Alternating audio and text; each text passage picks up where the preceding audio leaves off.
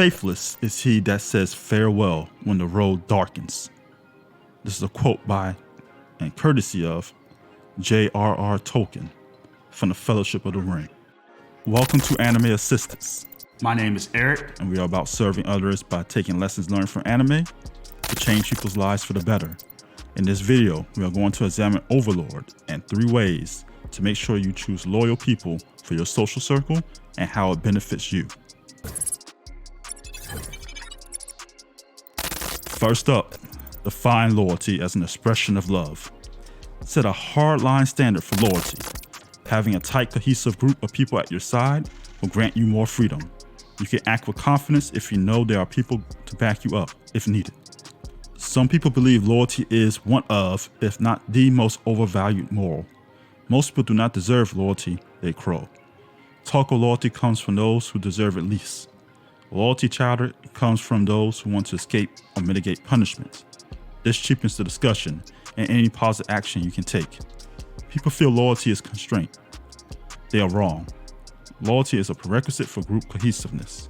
Thus, loyalty is a requirement for human survival and progression. Albedo, in Overlord in particular, does not see loyalty as a constraint. She sees loyalty as liberating and important. Yes, moments before the game shut down, Ainz changed Albedo's character settings so she could be in love with him. A joke.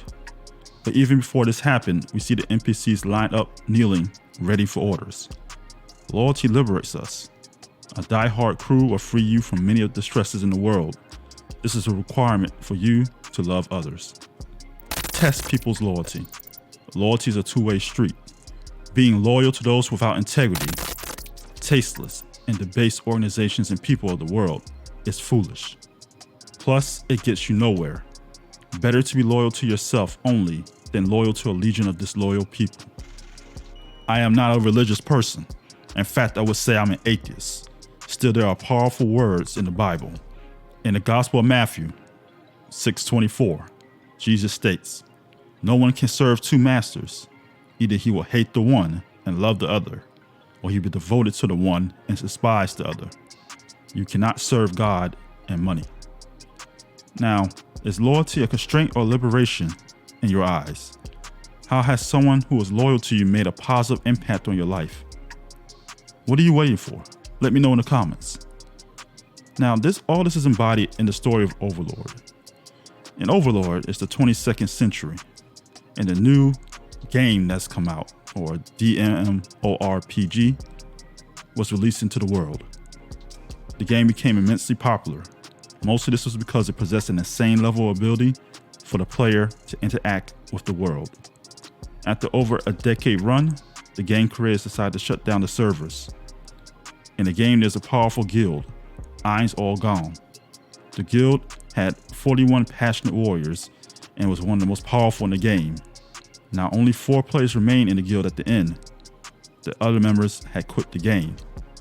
The last guild leader, Momonga, continues his role as guild leader despite the circumstances. He leads his remaining followers and NPCs in the Great Tomb of Nazarick. In the final countdown to the game's server stop, Momonga discovers a disturbing reality. The game did not disappear. In fact, the game continues. The NPCs his guild created come to life. Each has their own independent thoughts and personality. Momonga has been trapped against his wishes in the game as his avatar, a skeletal overlord. He cannot log out. So he decides to explore this new world and see if anyone from the real world is stuck in this reality with him. Overlord is a story of a normal salaryman with near limitless power, stuck in a new reality. More importantly, it is a tale of a normal man bestowed great power through his loyal subordinates. The disloyal people, the former members of the guild, left Ainz and returned to their real lives. Only the NPCs remained. These were the only ones who pledged loyalty to Ainz forever. But they went further. They acted. They followed orders. They conquered in his name. And no matter what, they expressed their adoration for their leader. Third, weed out disloyal people. Here we're going to use the loyalty to a sovereign and loyalty and love aspects of loyalty. Because there's one character in Overlord whose psychology is embodied of both definitions. In the Overlord anime up to the end of Season 3, Ainz' followers are totally loyal, as NPCs before the server shut down and after the server shut down. They recognize Ainz as their undisputed leader. Furthermore, their loyalty is even stronger since they recognize him as the only one of their leaders to stay behind after the game shut down. His followers demonstrate through beliefs and actions loyalty is the ultimate expression of love. No character in the series does this better and more affectionately than albedo. Now, albedo, strangely enough, is an actual word. Albedo means the proportion of the incident light or radiation as reflected by a surface, typically that of a planet or moon. Simply put, it is a measure of how reflective a surface is.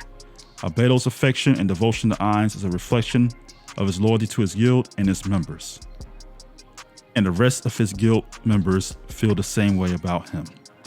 I'm sure you can conjure names of people who are not loyal. There are crooked, disingenuous individuals in business, work, friendships, and especially relationships. People who refuse to reflect your devotion back to you. Don't suffer those losers. And remember, loyalty is sexy.